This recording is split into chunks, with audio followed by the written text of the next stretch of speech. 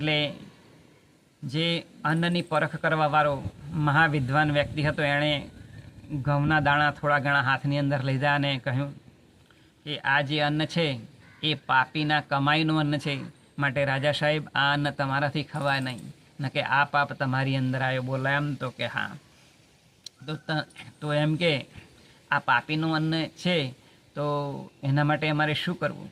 ત્યારે આ રાજા સાહેબને વાત કરી કે આ જે ખેડૂત છે ને એ ખેડૂતને બોલાવો. એટલે ખેડૂતને રાજાએ બોલાવ્યો અને પૂછ્યું કે આ અનાજ તમે પકવ્યું? તા કે ના, એક મેં માણસ રાખ્યો છે, એ ખેતરની અંદર હળ હાકે છે ને એણે આ ઘઉં પકવ્યા છે. ત્યારે રાજા સાહેબે કહ્યું કે એ વ્યક્તિને બોલાવો જેને તમે રાખ્યો છે એને. એટલે એ વ્યક્તિને બોલાવવામાં આવે છે અને પૂછવામાં આવે છે કે આ ઘઉં તે પકવ્યા? તો પેલો માણસ બોલે કે હા.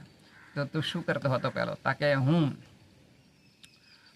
ચોરી કરતો હતો.